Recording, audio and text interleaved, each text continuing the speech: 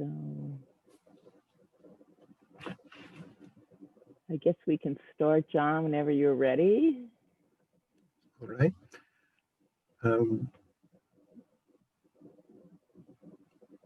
I think I'd like to make a few introductory remarks, setting the stage for what we're going to be doing today and tomorrow. And then after that, there is a very, very short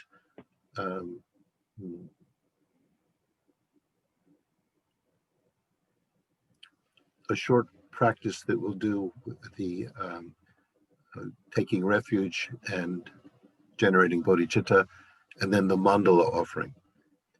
And then we'll go into the main body of it after that. Okay.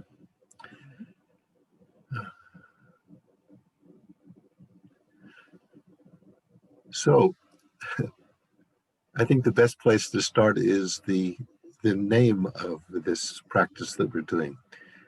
I've called it a purification practice with Guru Shakyamuni Buddha. And I want to say a little bit about what that means, a purification practice, and also a word about what Buddha means.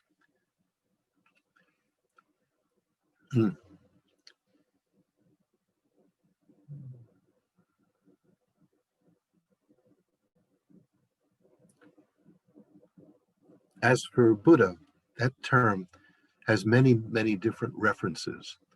There is, as you all know, the historical Buddha, who lived some 2,600 years ago, who gave the teachings which form the basis of what nowadays we call Buddhism, but Buddha never used that term. He simply called it the Dharma, that which holds us back from suffering, that which reveals the true nature of our existence.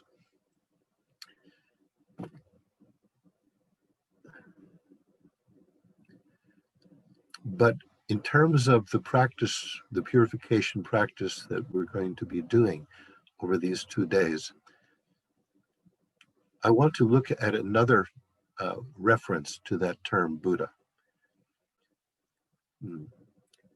Because Buddha represents a quality in which everything that is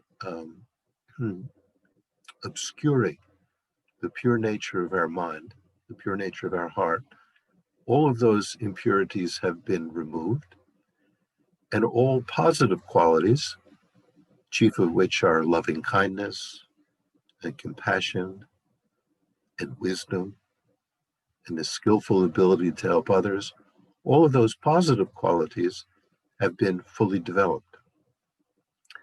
So it's not merely the case that the historical Buddha, who lived those millennia ago, achieved a state of completely purified mind and heart and developed all of those positive qualities. It's not simply that, but according to Buddha's own teachings, we ourselves have within us, and not just ourselves, but all living beings have within us the potential to experience that same purification and that same fulfillment of these qualities. That quality that we all possess, Buddha called the Tatagata Garbha. Tatagata Garbha. Tathagata is the term the Buddha used when referring to himself and also referring to other enlightened beings. Tathagata, that's sometimes translated as the one thus gone, or the one gone to thusness. It's simply a way of saying someone who has seen reality as it is, who has reached that state of perfect vision, is a Tathagata. Garbha, Tathagata Garbha. Garbha literally means womb, the place from which things develop. Right? So Tathagata Garbha is the womb of enlightenment. This is very often translated as the Buddha nature, or the Buddha potential. And one of the key fundamental teachings of Buddhism, particularly of Mahayana Buddhism, which teaches the path not just simply to our own personal liberation from suffering, but to a state of enlightenment in which we can help others on their path to fulfillment. One of the one of the key elements of that path to full enlightenment is the Tatagata Garbha. And it was taught by Buddha in the sutras called the Tatagata Garbha Sutras. And I want to start by just reading a small section from the Buddha when he delivered these Tatagata Garbha Sutras. He gave them in terms of a series of analogies or similes, which are further explained in a text by Maitreya called the Pureless Continuum or the Uttara Tantra. Those names aren't that important, but I know some people like to have those references. So here is one of the key analogies or similes that the Buddha gave for this potential that all of us have within us, which is the basis for being able to purify and achieve fulfillment.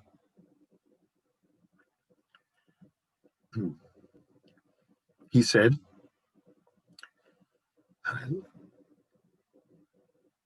it is like a kernel of wheat that has not yet had its husk removed. Someone who is impoverished may foolishly disdain it and consider it to be something that should be discarded, thrown away. But when this kernel of wheat is cleaned, the kernel inside can always be used. In like fashion, when I observe sentient beings with my Buddha eye, I see the husk of the defilements, the klesha, the afflictions. I see that the husk of the kleshas cover their limitless Tathagata essence, their limitless Buddha potential. So, with appropriate skillful means, I expound the Dharma to enable all beings to remove those coverings, to remove those defilements, to remove those klesha, to purify their universal wisdom, and to attain in all worlds the highest true enlightenment. Then, as Buddha often did in these teachings, he gives the essence of what he just said in a verse form, which I'll read now. He says, the situation is just like what happens when all the kernels, the husks of which have not yet been washed away, are disdained by someone who is impoverished and is said to be something to be discarded. But although the outside seems like something useless, the inside is genuine and not to be destroyed. After the husks are removed, it becomes food fit for a king. I see that all kinds of beings have the Buddha potential hidden by these defilements. I preach the removal of those things to enable them to attain universal wisdom. Just as I have the Tathagata nature, so do all beings. When they develop it and purify it, they quickly attain the highest path. And by the way, if people are interested, I can provide the text that I just read. But I wanted people to hear it first before reading it, and then we can post it for people who also want to read it. So the reason I wanted to quote that sutra and talk about this Buddha potential is because this course calls itself a practice of purification or of cleansing. But it's probably would be more accurate to think of it as an uncovering of what is and always has been pure. This is quite a different idea than what many people feel, that we are somehow soiled, sinful, impoverished, limited, and it's only through some kind of extraordinary outward influence from some kind of higher being that we can throw off this covering and then develop our true nature. But from the point of view of the analogies that I just read, there is an inner purity which already exists. It doesn't have to be newly created. It just has to be revealed.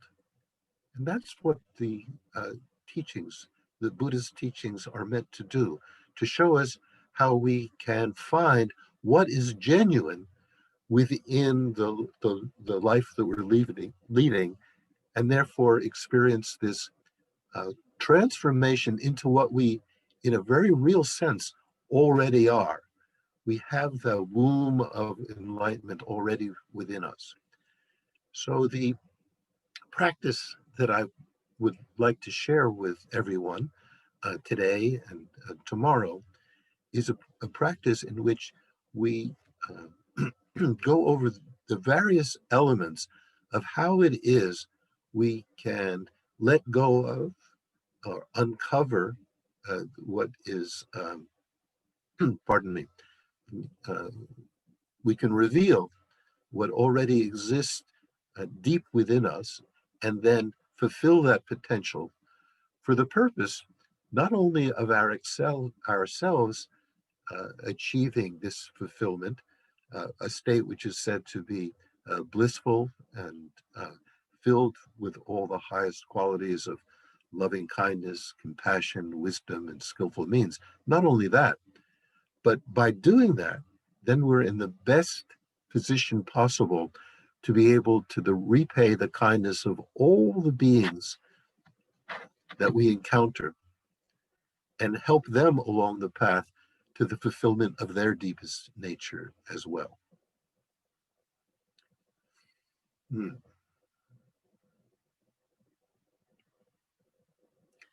So this purification practice is based on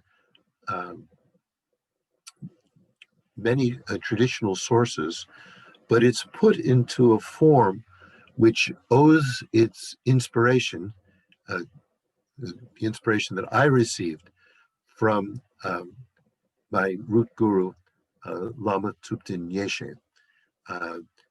I think of the people who are attending this meeting together, there's probably very few who actually met Lama Yeshe in the flesh, but probably everyone here has met him in a very significant way, because it's through all of Lama Yeshe's work, often together with Kepje Lama Zopa Rinpoche, his heart disciple, that centers like Shantideva came into existence, centers like the ones out here in California where I am, Vajrapani,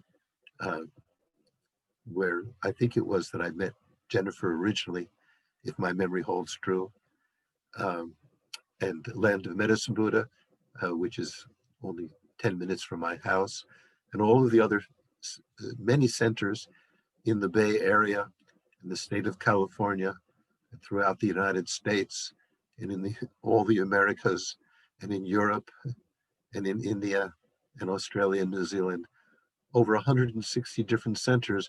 They all owe their existence to the inspiration received from Lama Yeshe and Kepje Zopa Rinpoche.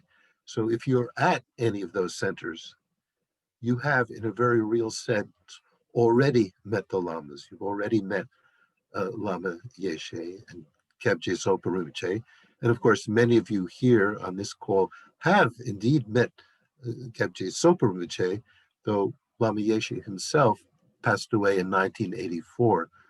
So many of you wouldn't have had that chance to have met him, but there are many videos available of him, many books that he authored, and the existence of all of these centers passing on his lineage.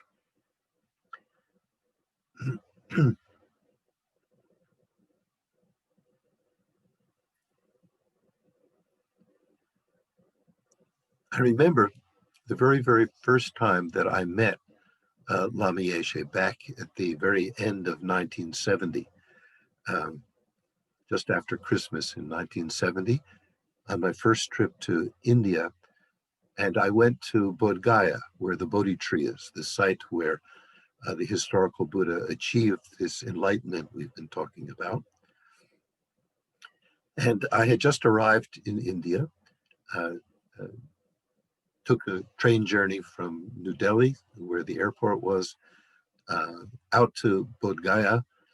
And so the very first place I actually spent time in was really the center of the entire Buddhist mandala, the entire Buddhist world, where the Bodhi tree is and the stupa of enlightenment is. And after I was there, for just a couple of days, word came around to the Westerners who were gathered there that a Lama who spoke some English was going to come and give a talk. And so since I had come to India in order to meet the Buddhist teachings, which I had never met in person before, but of the reading I had done, I found quite inspiring, I thought, well, this is a great chance to meet a member of this lineage, and especially if he speaks English. That's how wonderful is that? So at the given time, we met in the Gompa, the temple in Bodh Gaya, and it was an amazing group. It was all hippie freaks and flower children. Remember, this is just the end of the beginning of the 1970s, so it was still the old time, you know, and a very, very motley crew, looking like hippie freaks, most of them, except me. I was quite straight arrow. And then after a while, two Westerners, husband and wife, came in the Gopa, escorting between them a rather short, but very, very radiant being. And with very timid gestures, kind of bowing to each of us, he made his way to the front of the room and sat down in meditation.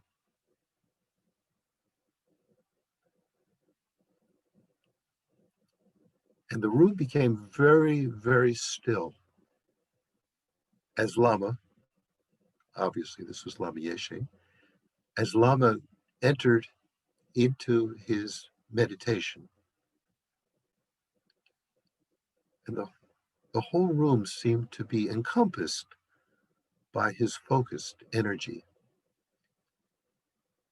And then he began the way he very often began his teachings, by reciting a mantra 3 times. It is the mantra of Buddha, Tayata Om Muni Muni Mahamuni, and so on. And he recited it 3 times very slowly, after which there was a long pause, from which he arose and then began his talk. But it was that very beginning of his of what he was doing, just sitting in that incredible stillness, reciting that mantra and not only entering into a certain unusual space, but bringing everyone along with him. That itself, before any words in English were spoken, that itself was an extraordinary teaching.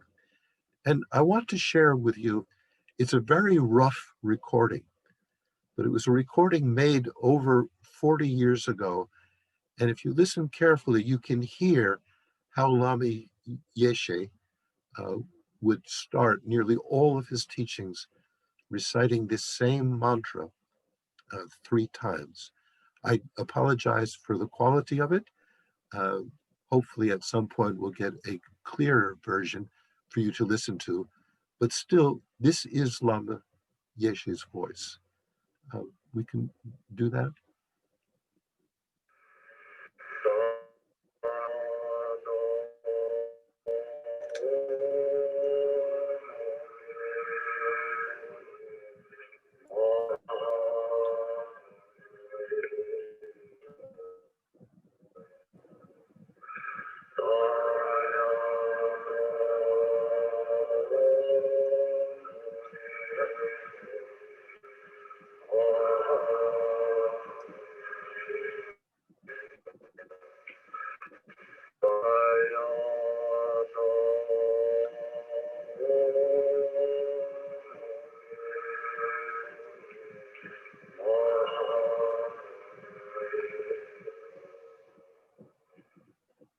So more clearly, that mantra was Tayanta O Mune Mune Ma Munaya Soha Tayanta O Mune Mune Ma Munaya Soha Tayanta O Mune Mune Mahamunaya Soha.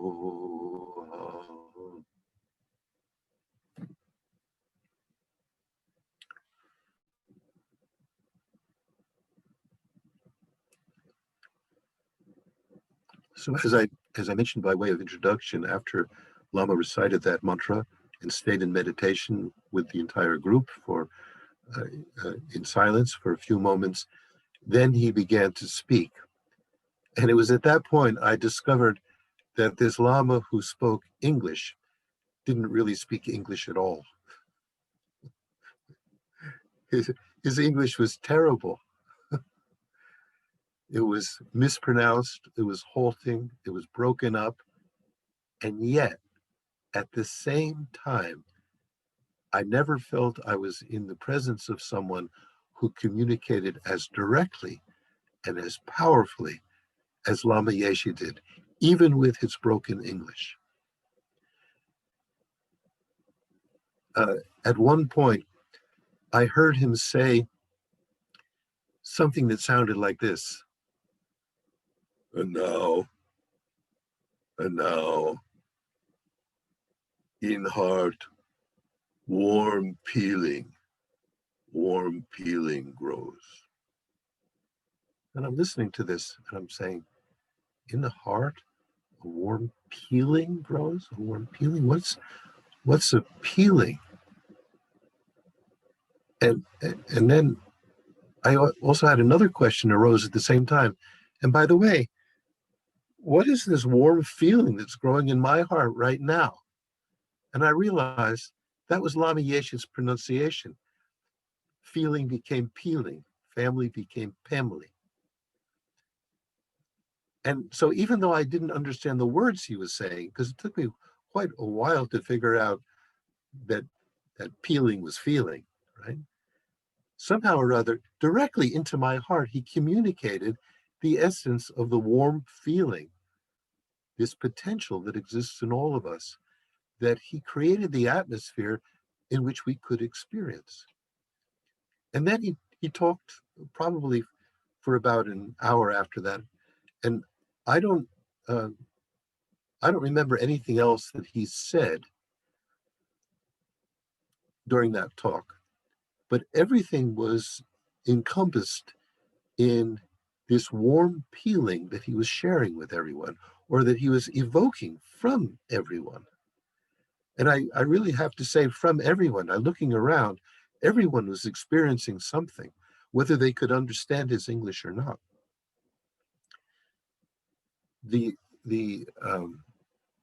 image that came to my mind when I tried to explain other people what that was like was that I was sitting in this temple with a group of other Westerners, and suddenly an electromagnet walked into the room, and all the iron filings that I wasn't aware of previously in my heart suddenly rearranged themselves. That's as close as I could come to what it felt like to be in the presence of Lama Yeshe. And the wonderful thing about Lama was that it wasn't as if he was showing, oh, look what I attained, worship me. What he was saying was, all of this is in all of us. We all have this quality. And he had this extraordinary ability of enabling us to taste it, at least sense that it existed. And that formed the basis of all the practices that follow. So in the purification practice that I'm going to be going over with you in a moment, and then which we'll be practicing during this time together, there are many different elements, some of which are known to you already, some of which may not be known, but it is in actuality a rather simple practice. And during a major part of it, the mantra that first you heard that fuzzy recording of Lama reciting, and then you heard me reciting slowly. This is something that we'll be doing together and individually. So I just wanted to just give you the oral transmission, as fuzzy as it was, of being able to hear Lama Yeshe recited. And as I said, I think we can find a recording that's a little bit better than that one, which was the only one that I could get to Jennifer on time to upload.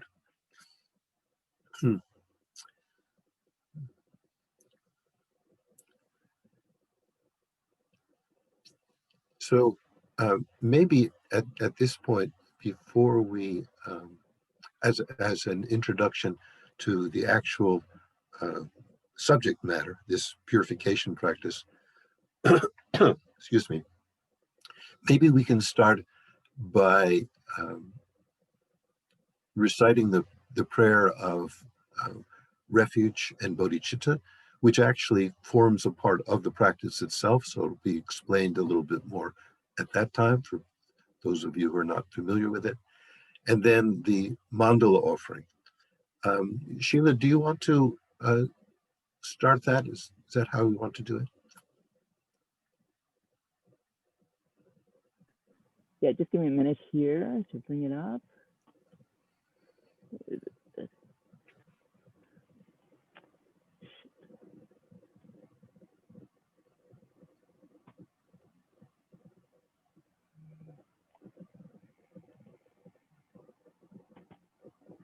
that there yet? Sorry, get almost. Share screen. There we go. Can you all see that? Yeah.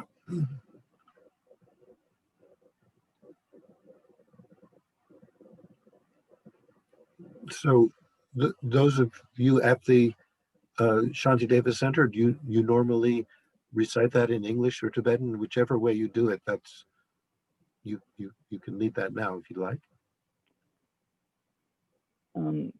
I think we usually recite it once in English and then a couple of times in Tibetan. Do you want to lead this, John? Okay, I'd be happy to do it the way you do it, but I'll do it.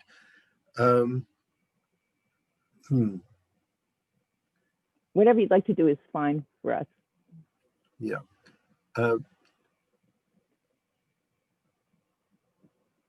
this is the way I'm going to do it then.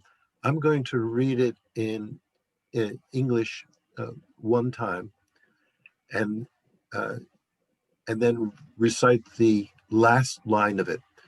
The may I become, I'm going to recite that 3 times. And then after that, we can recite those of you who know it can recite the Tibetan 3 times. Okay.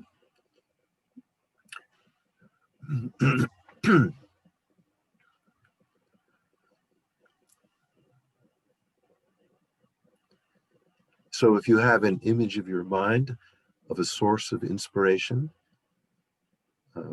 one's own personal teacher, the Buddha himself, anyone who represents these qualities of loving kindness, compassion, wisdom, and skillful means, you can feel that you're in the presence of the radiance of such a being. And as you do that, recite the prayer of taking refuge in those qualities and generating the compassionate thought of bodhicitta, wishing to attain enlightenment for their sake. I go for refuge until I am enlightened to the Buddha, the Dharma, and the Supreme Assembly. By the merits I create through listening to the Dharma, may I become a Buddha in order to benefit all sentient beings. May I become a Buddha in order to benefit all sentient beings. May I become a Buddha in order to benefit all sentient beings.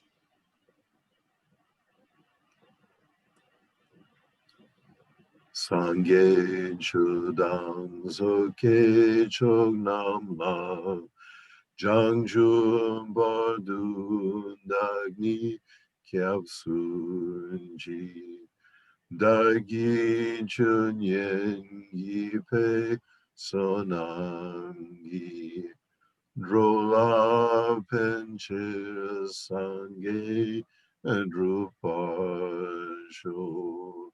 Sange chodang zoke chognam la Jangju bardu dagni kyapsunji Dagi chunyen yipe sonangi Drola penche sange drupasho. May we all become Buddha in order to benefit all sentient beings.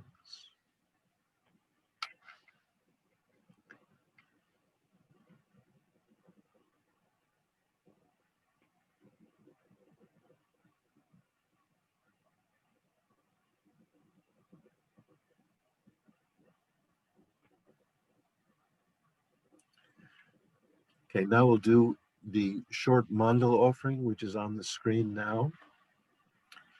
I'll read it once in English, and then we'll sing it in Tibetan.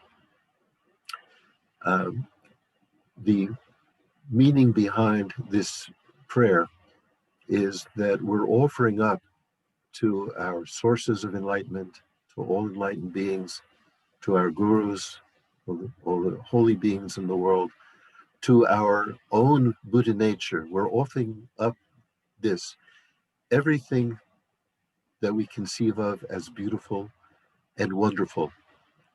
And we're offering it in an aspect of complete purity, radiant, made out of light. And we're offering this Buddha field, as it's called, so that all beings, all the sentient beings that we wish to help along their path to higher rebirth, liberation, and full enlightenment may enjoy this very same purity. So in English, we make a gesture symbolizing this pure land that we're going to offer. This ground, anointed with perfume, strewn with flowers, adorned with Mount Meru, 4 continents, the sun and the moon. I imagine this as a Buddha field and offer it. May all living beings enjoy this pure land. Sashi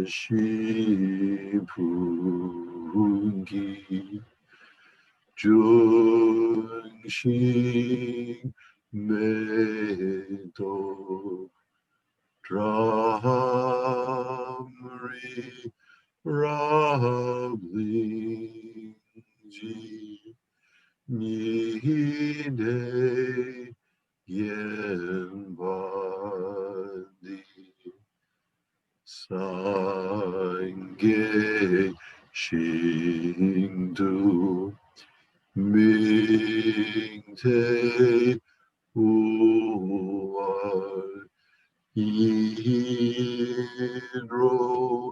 Kunam Dak Jingla Jumbajo. I send this jewel mandala to you, O Gurus. Idam Guru Mandalak Tandiryataya Ami.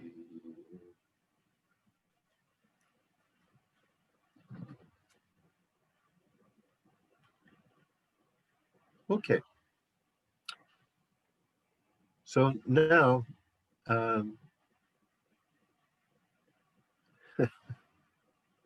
so, okay. So now I'd like to go through the practice, the purification practice, and this is something that you all have available to you, and I think it's something that we can post on the screen now. Is that right, Jennifer? Yeah. Okay. I think sure. I, You want to share the link, or I can do that?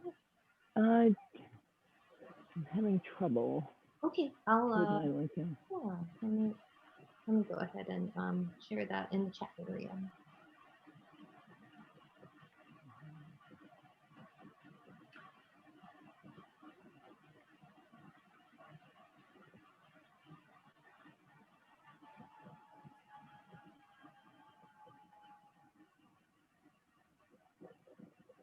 Okay, it's in the chat area.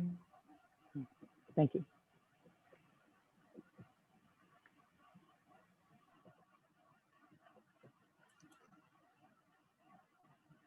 Okay, so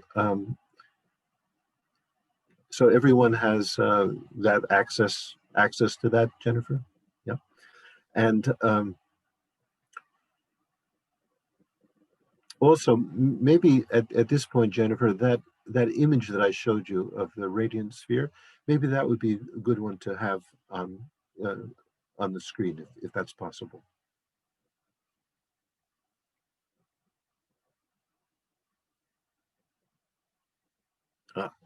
Thank you.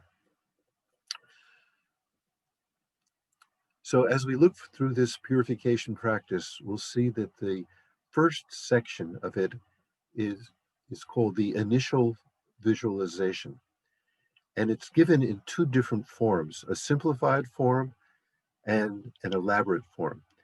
And my reason for doing it this way is that many people have difficulty, or they think they have difficulty, in visualizing images that appear in Mahayana Buddhism. And they feel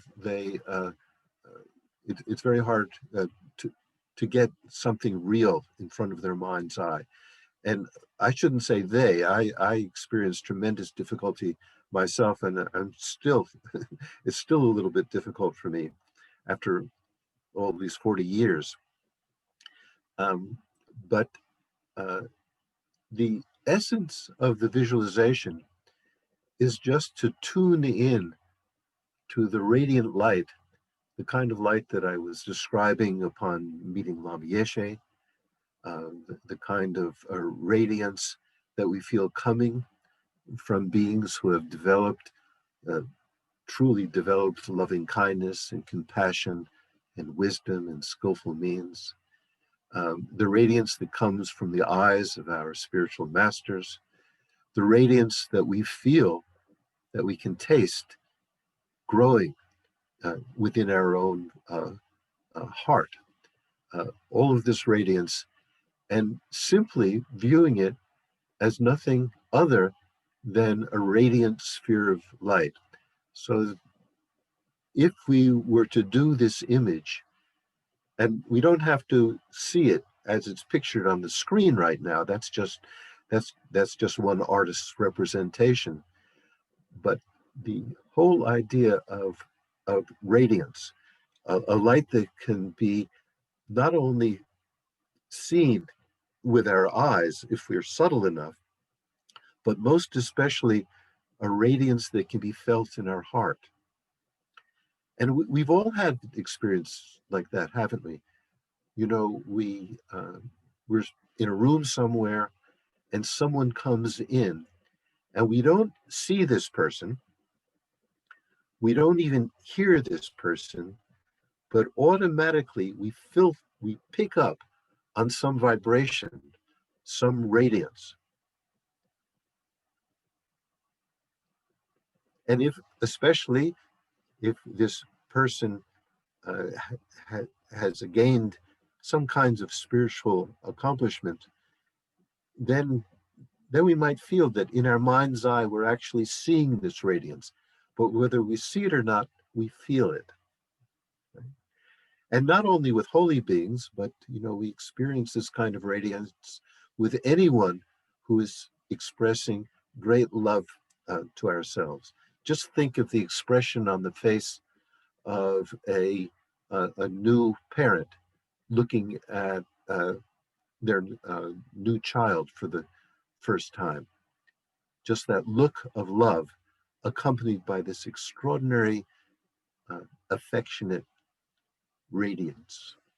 Okay, so any experience that we can bring up that we've had in our life in which we've been touched by that kind of radiance, whether it has a visual counterpart or just a vibration, this is what we try to bring to mind.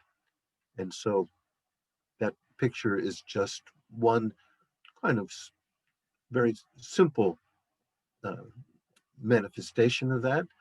But what's important is for us to relate to it in whichever way it touches us. So probably with that, we probably don't need the image anymore. It'll be better just to focus on what we do find real in our own experience. And of course, right now, we're not doing the practice, we're just explaining the different parts of it.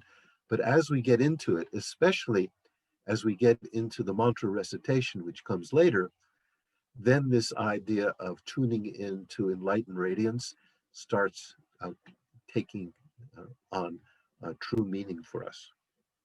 Okay, so I'll start reading the simplified initial visualization, which you can see is very, very short.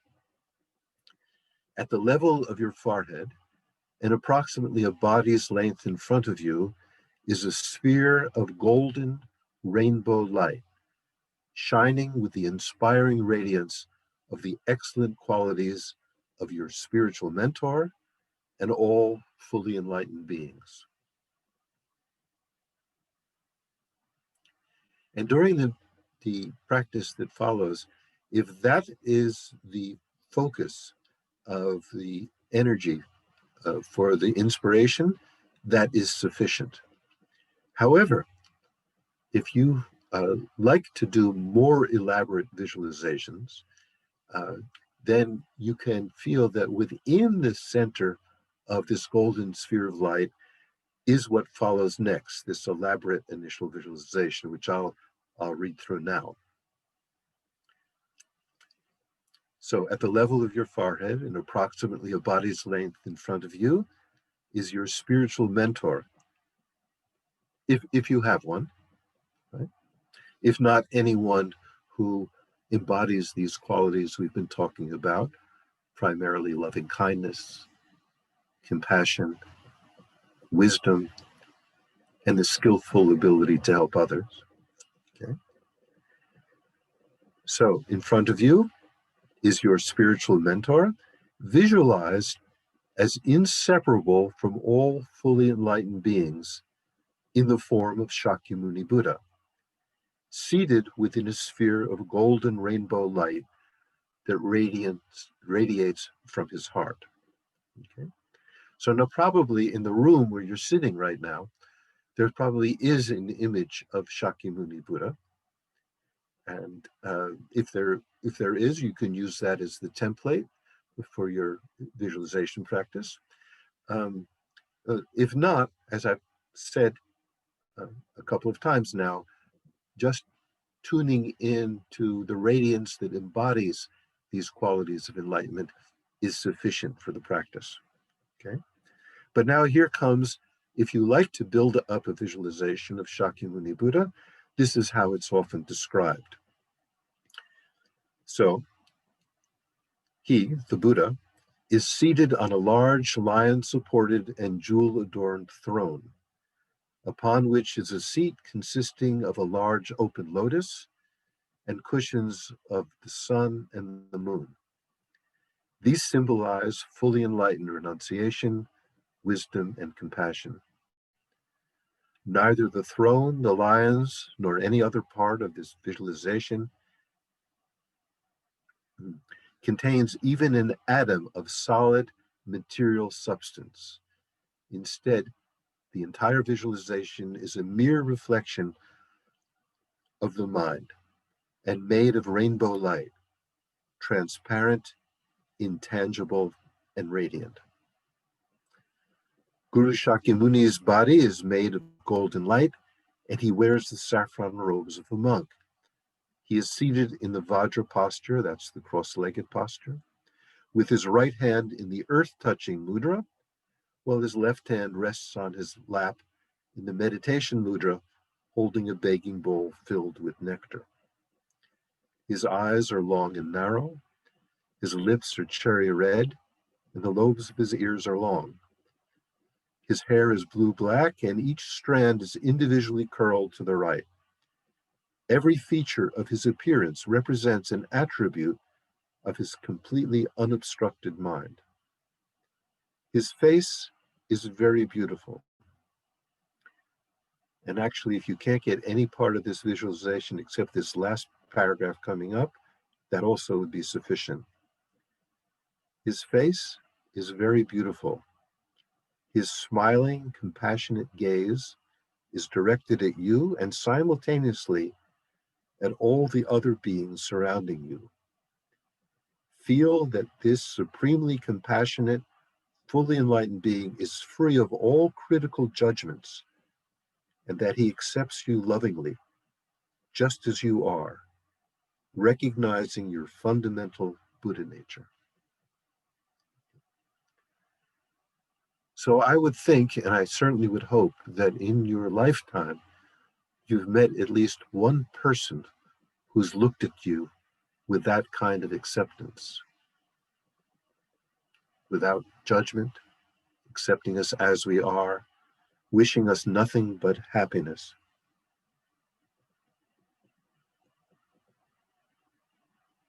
And radiating loving kindness to us.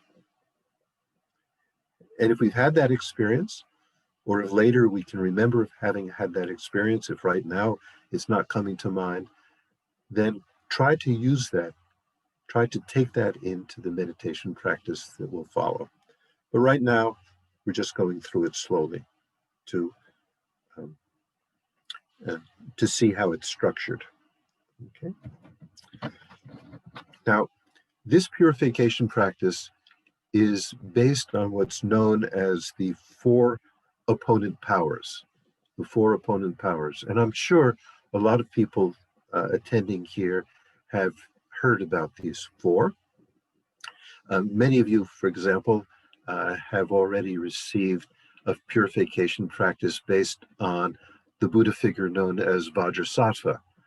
And the key element in that purification practice, as in this one, is invoking these four opponent powers.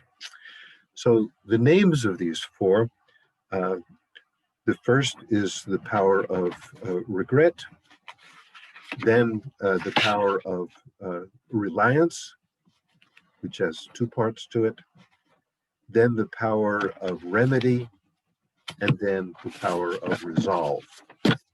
So there are different ways of translating the names of those four, but I like these ones because they all begin with the letter R. So if I forget anyone, then I just try to remember what quality of R am I supposed to be thinking about. So we have regret, reliance, remedy, and resolve. Okay.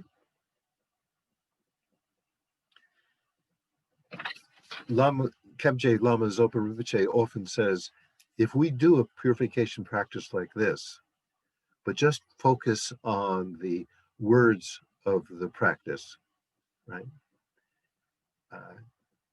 And forget to invoke these four powers, these four opponent powers, it's very doubtful that anything very constructive will be done.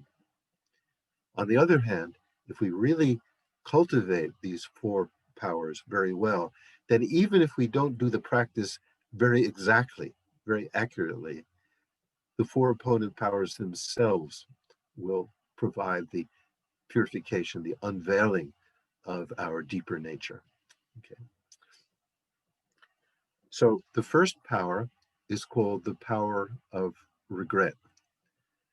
And many people mistake the regret that's being talked about here for something which seems to be very similar to it, but is quite different, in fact, quite opposite. And that is guilt. A lot of us are so tuned in to the inculcation of guilt that our mind goes in that direction very, very easily. And especially if we see the word regret, we might tune in to this, in fact, quite irrelevant concept of guilt. Okay, so what is the difference between regret, which in this context is very, very beneficial, and guilt, which in this context, and in fact in every other context, is extremely destructive? Okay. I remember that question was asked to the Dalai Lama once, and it was in a context where the Dalai Lama seemed to be becoming aware of the first time of just how guilt-ridden so many of his Western students were, as opposed to the Tibetans, who didn't even seem to understand what terms like low self-esteem, what they even meant, right? Over the years, with more and more exposure to Westerners, they came to understand it. But this was one of the first times that the Dalai Lama was asked to explain what the difference was. And he said, the main difference is that guilt is something that freezes us in the past, whereas regret is aimed to the future. So when we feel guilty, we're feeling guilty about ourself. We have a poor feeling of what we are. I'm bad, I'm no good, I'm ugly, whatever it might be, right? I'm not worthy. Right? So it focuses on a sense of self, which is frozen into some very harsh, destructive pattern. Mm-hmm. Low self-esteem, all these other synonyms that we can think of. I'm no good. Regret isn't focused on the self. Oh, let me add one thing. And why might we feel guilty? Well, maybe we remember something that we did that hurt somebody else's feelings, that was harmful, something that we, kind of feel ashamed of, that we wish we hadn't done afterwards. But we think, oh, I did it. I'm that bad person. I'm the person who did that bad thing. So guilt is based on a image we have of ourself, of our person. Right? Regret isn't focused on that. Regret is focused on the action whatever action it is that we did that makes us feel that way, that makes us feel like, I wish I didn't do that action. In other words, we regret having done the action. It's not that we feel we're guilty for having done it, but we realize that action has a negative consequence, that it perhaps harmed somebody else. Or if we know something about the teachings of karma, we realize that if we do harmful actions, we're creating the causes for experiencing harm and suffering and dissatisfaction in the future. And so we naturally regret it. It's the same kind of feeling that if we eat a meal and then we discover that it actually has some poison in it, or the food has turned, and we're not we don't have the stomach ache yet, but we know it's coming, right? Then the thought that arises spontaneously in our mind, it says, "Oh, I regret ordering that. I wish I had ordered something else because I don't want to get sick," right? But do you actually feel guilty for eating contaminated food? No, that's irrelevant, right? But you regret having done it. So here, this first opponent power is just to recognize the kinds of things that we've done in our life, or the things we can imagine having done in the past, which can have such a harmful effect on ourselves, and generate a feeling of regret for having done it. It's no good recognizing that we've done something harmful and then think, well, okay, that was harmful, but it doesn't matter. It doesn't matter.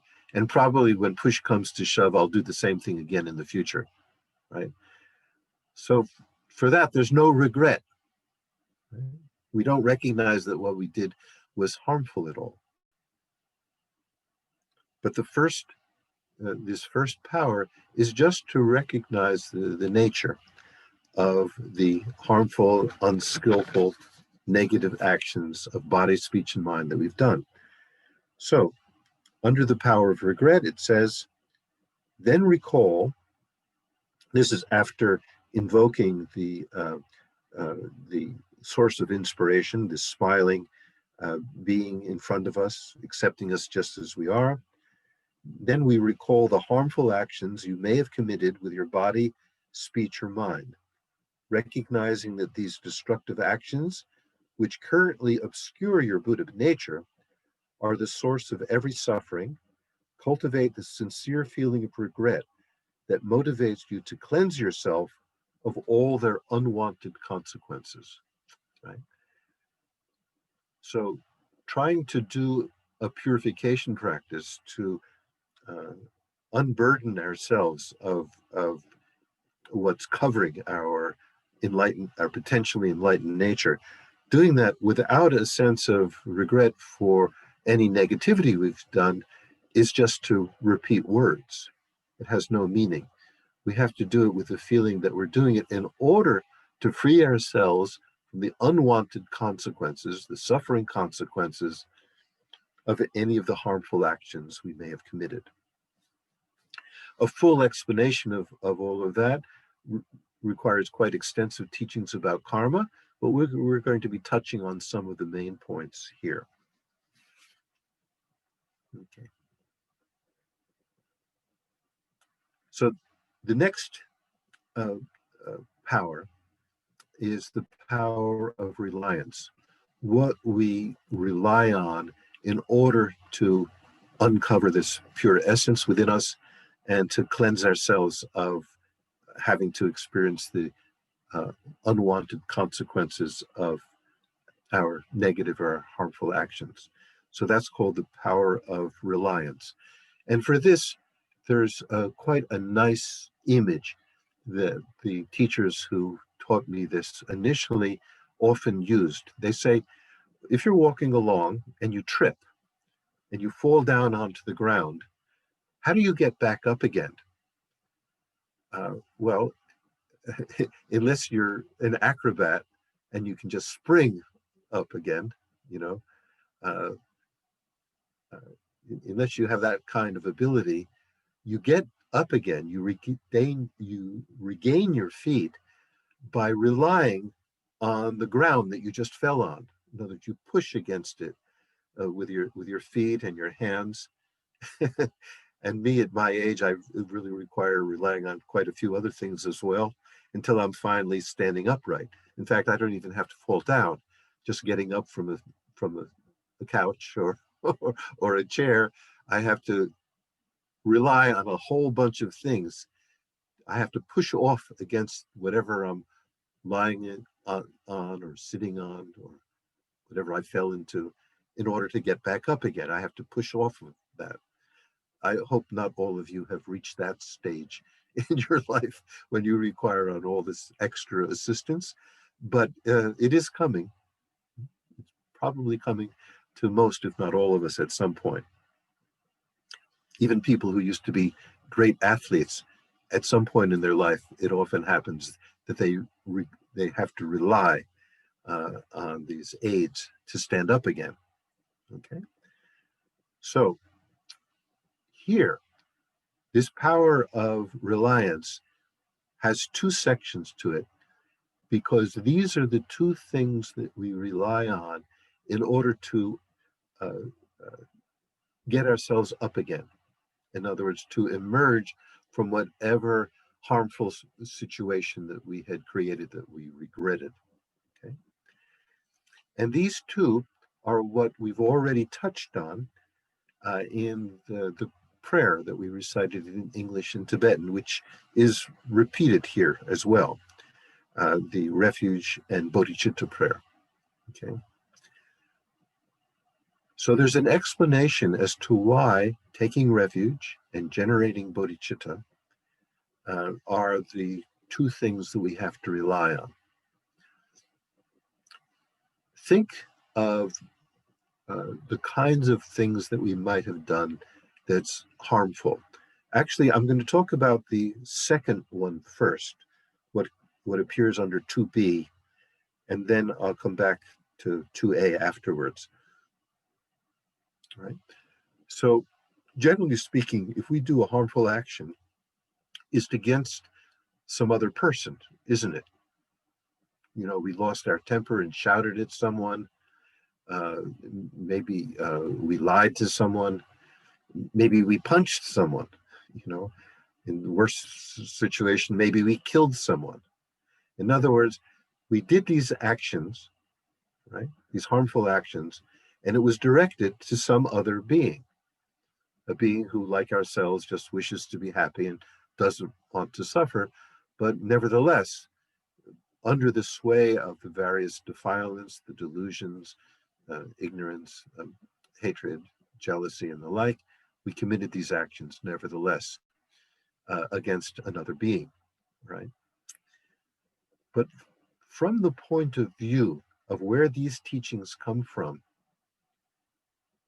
what we've really attacked, what we've really contravened by hurting another person is our own vow to achieve enlightenment for the sake of others, right? Our own bodhicitta motivation.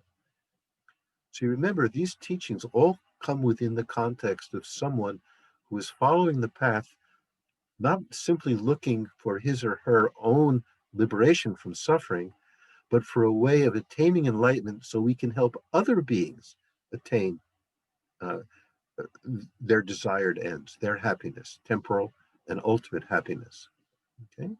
So that wish to attain the highest state, whatever we want to call it, fulfillment, enlightenment, Buddhahood, any name that we want to give it, a state which is characterized by all these positive qualities that we've been talking about, and the cleansing of all the negative qualities, that wish to attain that state to help others is called the bodhicitta motivation.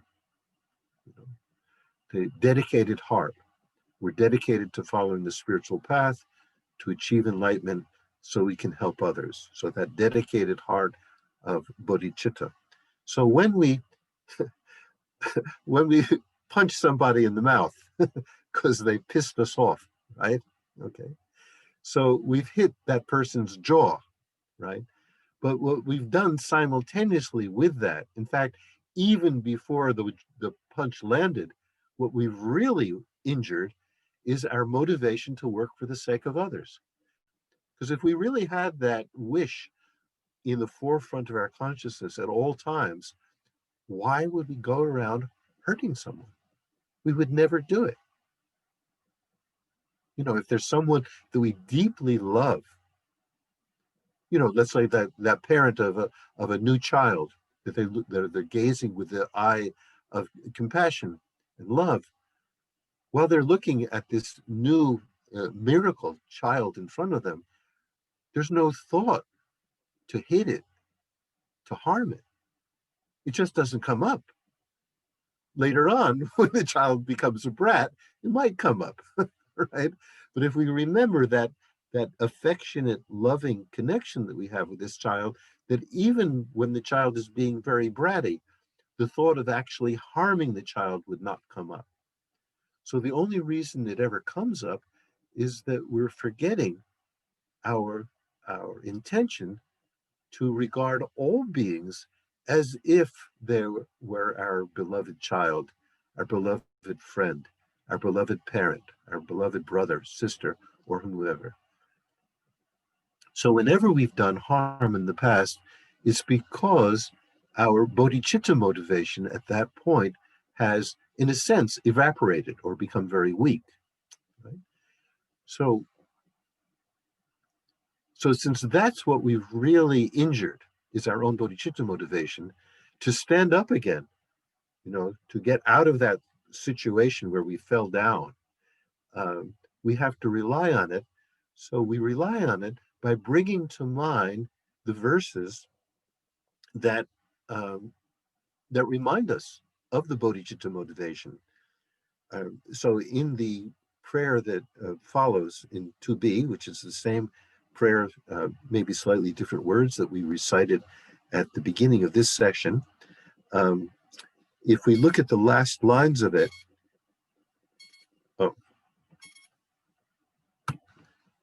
I just had an alarm go off to remind me to have a break for questions. So that's not a bad timing. So I'll just finish this and then we can open it up for questions. So the last half of those lines reads something like, by practicing, by the virtuous merit that I collect, by practicing giving, and giving is the first of 6 practices that someone following this way of life of generating bodhicitta will engage in. So by the virtuous merit that I collect, by practicing giving and other perfections, may I attain the state of a Buddha in order to benefit all sentient beings. Right? So that's the essence, those last lines. May I attain the state of a Buddha, not for my own benefit, but in order to benefit other sentient beings. So now just reciting those words in whatever language doesn't mean that we're generating the bodhicitta, right? But if as we were reciting it, we understand deeply what those words signify and what power they have for us, and we bring that to mind, then we don't even have to recite the words. We just have to recreate this loving, compassionate bodhicitta motivation aimed at attaining enlightenment for the sake of others. Actually, not a bad place to stop, because when we continue, then we can talk about the other half of the reliance, the taking refuge. But for now, for the remaining 20 minutes we have of this first session, if you have any questions you'd like to ask about what's ever come up, I think you can indicate somehow by raising your hand or whatever, and Jennifer or Sheila, I'm not sure who's in charge of this, will unmute you and you can ask the questions. If I do feel I know the answer, at least intellectually, I will try to give it as clearly as I can. And if it's a question that I can't answer, then I'll just admit it. There's even after 40 years of study and practice, there's still many questions I can't answer. But we fortunately have access to teachers who can provide better answers than I can. And so eventually some form of answer will come. So we can begin now if anyone has a question they'd like to bring up. Anyone? Any questions? You can raise your hand or unmute yourself and speak. Catherine, would you like in my start? screen, I don't see everybody's picture, but I do see that Catherine raised her hand. Right. Right. Catherine? See, in the recitation at the beginning of the Refuge, you in the third sentence, you have the word Dharma. So in the Buddha, Dharma, and Sangha, through the merit I create, I don't have your text in front of me, I have my own text. And in general, it's said by practicing giving and other perfections. In your text, the Dharma comes in that third sentence. So I wanted to ask Jon, what is the difference?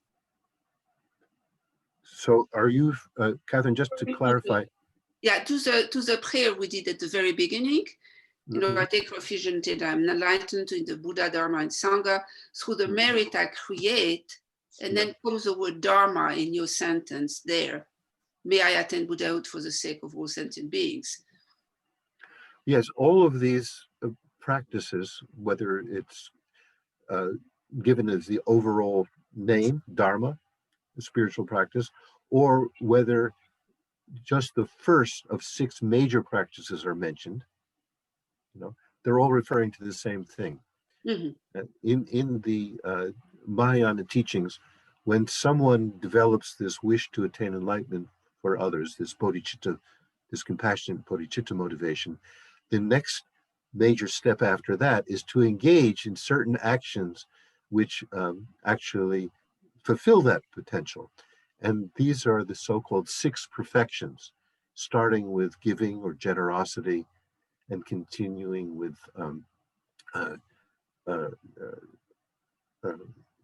morality and patience and perseverance and concentration and wisdom.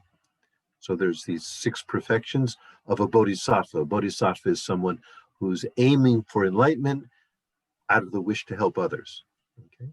So one of the ways that texts manage to express a lot of ideas with a very few words, especially in the Tibetan tradition, is to just mention the first of those qualities, which is often translated giving or generosity. And then after that, giving the Tibetan equivalent for etc. You know, practicing giving etc. Right, with what giving I have in my text. And everything else, everything else that is part of the Dharma practice. Okay. So basically Dharma is another way of summarizing it. Yes, Dharma is the overall term for spiritual practice, that which actually, it's very interesting. The word Dharma is used in many, many different contexts in the Sanskrit original and in the Tibetan equivalent for it. And very often when we use it, it just means the spiritual teachings, the insights of a spiritual teacher. It can be used to mean many, many other things as well, but that's probably the most common reference to the word Dharma. But I never studied Sanskrit, but through my teachers, I discovered that word Dharma itself comes from the Sanskrit root, which means to hold, to hold. And when Dharma is used in all these different contexts, that verb to hold then varies. What is being held varies depending on each of the definitions. But here, when Dharma means the spiritual teachings, the insights, the qualities that we're trying to cultivate in order to be happy ourselves and to be able to help other people achieve happiness, temporary and ultimate. The reason that's called Dharma is because these teachings are what hold us back from suffering. That's how the root to hold relates to Dharma as a Dharma teaching. So, for example, just to give one example, in the Dharma teachings, they say that our speech, for example, can be either very helpful, very beneficial, speaking the truth, saying things that are helpful to others, speaking in a sweet, agreeable manner. There's all positive uses of the speech, but we can also use our speech in a very destructive manner, can't we? You know, by telling lies, using harsh language, being divisive, wasting our time by just mumbling nonsense. All these are actions of speech, but instead of being helpful, they're destructive, right? And because they are destructive, or I should rephrase that. The reason they're called destructive is because there's a natural consequence for speaking things that are untrue, harshly, annoying, divisive, like that. They have their own consequence, their karmic consequences, right? So if we are in the habit of telling lies to other people, then sooner or later, and sometimes it's very soon, and sometimes it's very, very much later, not even in this lifetime, what comes back to us from having told these lies repeatedly is that we live in a world in which people are misleading us, telling lies to us, or creating problems for us, right? So we receive that harm from others because we gave that harm to others, like that. So that's why lying, as one example, is considered a harmful action, because eventually it comes back to us in a form of unwanted suffering. So if we don't want that suffering, right? If we don't want to live in an environment in which people are always ripping us off,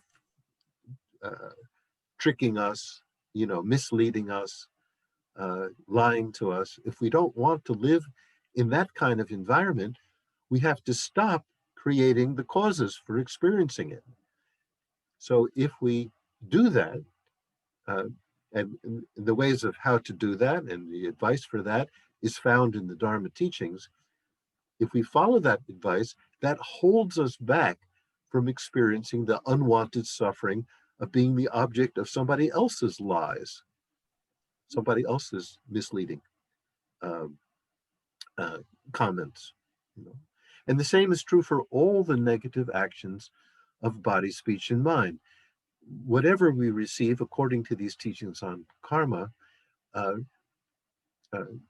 let's say someone comes up to us and says, "I just don't like the look on your face," and punches us in the jaw, like that. And we didn't say anything to this person, right? He attacked us for no reason at all. So normally we would think, well, who was it that harmed us?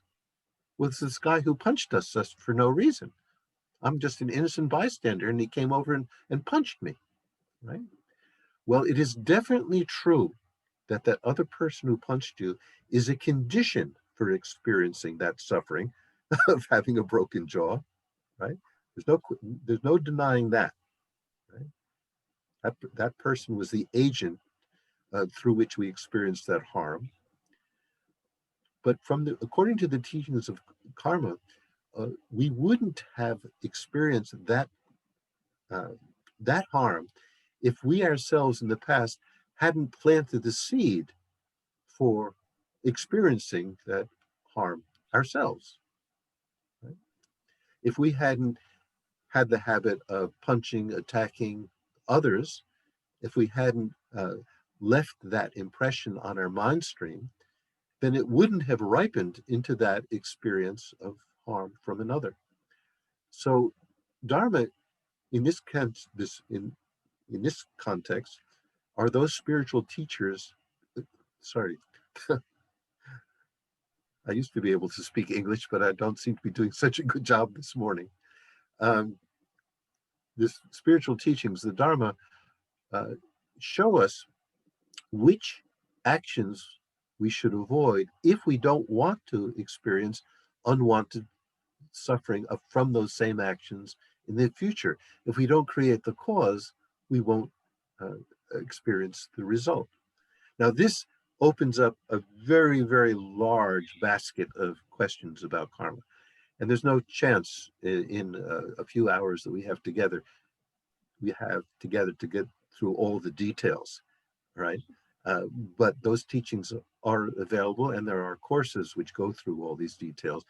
In this case, there's certain things that we have to take, at least provisionally, as being an accurate description, coming from the historical Buddha and many, many other enlightened beings who followed. And that is that our actions do have consequences, which can show up in the future. And that if we haven't planted the seeds for having that experience, then we just won't have that experience. Right? Those few sentences carries a lot, covers over a lot of very detailed teachings, which it's not possible to get into now. So we have to accept provisionally that our actions have consequences, and harmful actions have harmful consequences. And Dharma is what holds us back from having to experience those harmful consequences. So if we don't want people to lie to us, we have to stop lying to others, right? But of course, if we've lied to others a million times in this last couple of lifetimes, right? Just stopping lying once isn't going to wipe out all of those, right? So it's a pattern that has to build up over time. But ultimately, that's the way to experience happiness in the future, is to create happiness now and avoid creating suffering now. And that's one of the main impulses of the Buddhist teachings. Okay? Thank you so much. Was that helpful, at least temporarily? And it's just that because of the difference of those different sentences, that in this center you put that Dharma right there, whereas in the regular it's more like practicing giving another perfection. That's what. Which is equivalent to Dharma. That's what my question was. Thank you so much. It's very interesting. Okay. Thank you so much. Anyone either brave enough or foolish enough to ask another question? Ruth, yeah. Are you going to be brave or foolish, Ruth? Both. Well, both really. Yeah, definitely foolish. Thank you for coming here today. Thank you. Oh, it's wonderful to be here. Thank you so much. I'm ever so grateful. So it's kind of related to others harming and how we respond. And obviously we don't want to give them what they're giving us, but you feel like it sometimes, don't you? Unfortunately. And so I'm. Are you talking about retaliation? Yeah. Yeah. Is that what you mean? Yeah. Okay. Mm-hmm. I suppose that's the right word. So, I'm continually feeling as though, people are lying and they're doing all this stuff that, it hurts, and I'm thinking, what would the Dalai Lama do, right? And I'm thinking, well, the Dalai Lama put up with all this really, really, really grotesque, horrible, devastating things. And I'm thinking, well, the Dalai Lama would respond with kindness. Mm-hmm.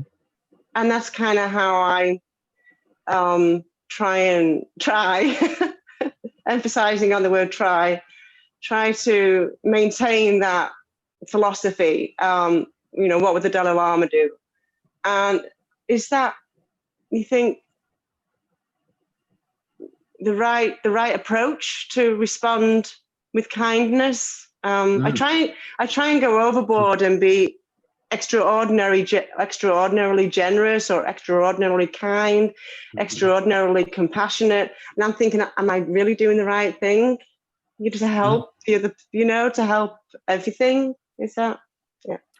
No, I think that is that is the ultimate practice, is kindness. In fact, many of you have probably seen the picture or the bumper sticker where the Dalai Lama is pictured, and he says, my religion is very simple. My religion is kindness, right? Which really gets to the essence of what the Dharma, whether it's the Buddha Dharma or any other valid spiritual path, is based on kindness. You know? But the question is, being kind is a mental attitude. There are many, many different ways of expressing that kindness, some of which look like kindness, some of which may not even look like kindness, but actually are. For example, you know, if you have a young kid and the kid has wandered out into the street and you're some distance away from that child, so you can't physically grab him or her and pull him out of the danger, you know, because there's like a truck coming along, right? It's not kind to say, oh, my dear, you're in danger. There's a truck coming along, and pretty soon you're going to be road pizza if you don't get out of the road. So please come to mommy, come to daddy, right? That is completely unskillful. It sounds sweet. It sounds nice, but it's not going to work. But if at the top of your lungs, with the most fierce expression on your face, you say, and I'm going to swear now, so I apologize beforehand, get the fuck out of the street, right? So the child has never seen you like that. It's going to scare the shit out of them, and they're going to run out of that street, right? Yeah. So which was kind? Speaking in that soft, gentle voice, or using harsh language and a wrathful expression at the top of your lungs? Which one was kindness? The kindness has to be inappropriate to whatever the situation was. Okay, because what's ultimately most important is what lies behind our speech, behind our physical actions, and that's the actions of our mind, the attitude of our mind. So if kindness is there, there's always a way of expressing that's beneficial. And later, again, there may be a chance to get into it in the next session. We can see how the practice of these 6 perfections, when you say giving and other perfections, how that allows us to deal with situations which do try our patience, where people are always acting mean to us, and we feel I should express kindness, but I don't really feel kind at this moment, and I just can't pretend to be kind, right? So then there are things in the Dharma which give us hints on how we can accomplish that. Okay. So thank you. Thank you. So it's where I am. It's 10 o'clock. So where you are, it must be 1 o'clock. So we'll have an hour. Actually, I say where you are. Some of you are in New York, some of you are in Chicago, some of you are in England, some of you are in Philadelphia, but I think most of you are probably somewhere on the East Coast. So we have an hour break now, and when that hour comes, we'll return, and we'll take up on this Power of Reliance, the first half of it, the 2A part, taking refuge. Okay, so see you then. Thank you. Thank you. Thank you, John. See everybody at 2.